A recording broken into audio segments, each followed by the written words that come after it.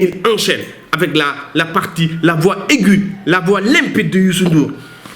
Mais on voit Youssou Ndour qui est actif, qui court, qui danse, qui gesticule. Youssou Ndour di daw di yëngatu ndeysaan ci scène bi mel ne xale bu ndaw ana ñu ne woon musique xale. Youssou Ndour c'est l'éternelle jeunesse wax naa leen ko 60 ans ça ne veut rien dire li américain di wax age is but a number, l'âge n'est qu'un chiffre. Youssou Ndour gëmul loolu xool leen regardez machallah sa ligne ndeysaan regardez sa figure. Youssou Ndour machallah di woy ànd ak musique bi yëf yi neex mu dóoral ñu son bu mel ne picc ndóbin yaay ñu gis un public complet, un public multiracial, un public mixte, un public de jeunes, de personnes âgées, vraiment un public de tous âges. C'était la fête, c'était la jubilation, c'était la célébration. Et Youssou Ndour qui continue, Youssou Ndour who continues without breaking a sweat, qui ne donne pas l'impression d'être fatigué. Youssou Ndour qui chante avec cette constance dans l'énergie, cette constance dans la gestion de la scène. Tout ça c'est très facile pour lui. Ndax way kat yombul nga way li ma jaaxal ci way bi way ne presque 1h30 minutes sans s'arrêter dans sa tenue traditionnelle. Quand le show bi jeex na mu ne leen this is not over yet. This is just the beginning. You ain't seen nothing yet. Maanaam c'est pas encore fini. Man xam naa ci dara man mi nga xam ne dem naa ci 5 shows fële États-Unis dem naa Times Square dem naa Carnegie Hall dem naa Nokia Center dem naa Terminal 5 5 fois. Mais boo fayee $40 sax dafay mel ne yow $100 nga fay parce que dafa lay jox àqam. Morceau yi il déroule. waaw day ñëw way benn way mu jeex du fi nekk di tawi temps yi génnoon naa fi di dal ci ko Sidi Diop ndax bëgg DJ Boubs invité tous à la télé dama gis ne dafa nekkoon di changer way bi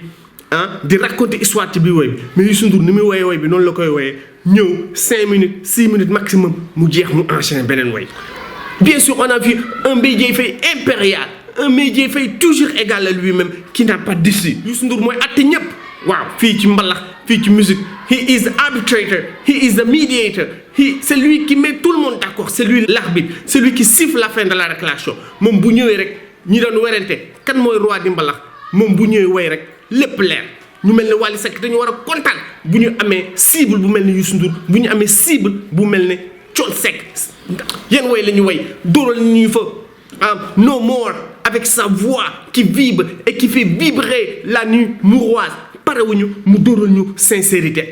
un morceau plein d'émotion way boobu kat mooy way sincérité amitié way boobu dégg naa mooy bi muy am problème ak soxnaam Mbaye Dièye Faye bàyyi ko ñu am problème ci la ko génnee di wax xaritoo ak et cetera mais way boobu sa yaram day daw mais way boobu ak a jafe ak a métti ndax way boobu Youssou Ndour day wàcce pat bi di ko yéegal ay way Youssou Ndour mooy naan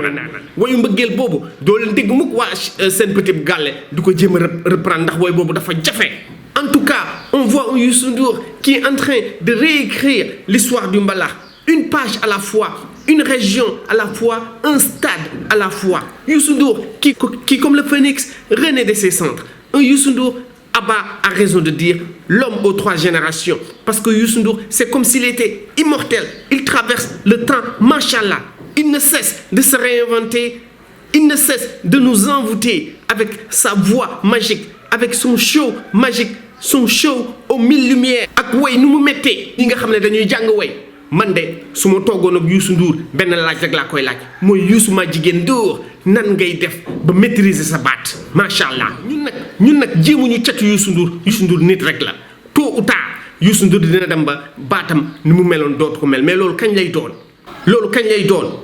xamuñu kañ lay doon mais en attendant dañ koy féliciter ndax li mu def prouesse la li muy def nii yombul te yàlla na sax yàlla na continuer macha allah bëgguñu ko cat wax lii yëpp ci Youssou Ndour lan nga mën a wax ci DJ Boubs ITV show 31 décembre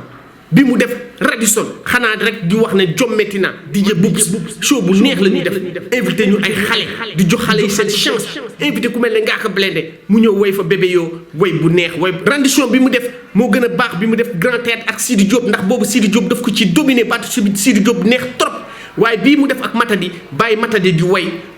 parti way bi moom muy rap vraiment nekk un vrai poète maa ngi doog comprendre lu tax way boobu booy bi bëgg ko way bu neex. Mandiaye Seck ñëw ne DJ jox ma son dafa gëm boppam buggul def playback way fa way yu neex ñaari son yu neex bësal ok ak woy bi mu woy ak Bass Thioung bi nga xam ne moo fi defoon buzz ñu ne déetawaay booy El Hadj Keita ñëw moom tamit ñëw woy fa woy yu neex mais the highlight of the night maanaam les temps forts de cette soirée moo doon Mandiaye Seck ak la diva la jeune diva A-Star mu ñëw fa ñu tuddee ko la Beyoncé sénégalaise moom la ko DJ Padros tuddee mu ñëw woy fa woyam bi mu woy yaayam maman mais yuuxu wane ne moom dafa mën woy baat bi neex mu sol fa sol bu rafet vraiment une robe sublime une Beyoncé en devenir xale bi ku ko jàppale wax dëgg elle va être une star internationale ndax dafay woy anglais di woy français di woy wolof macha allah ci Youssou Ndour ak DJ Boubs kontaan nañu moo tax nag képp ku bëgg DJ Boubs dañ ko war a jàppale ngeen dem ngeen abonné ndax kat li muy def yombul yëkkati ay millions di dem Madison di ko fa def ngir bëggal Sénégal télé boo xam ne ñaari weer rek la amagum.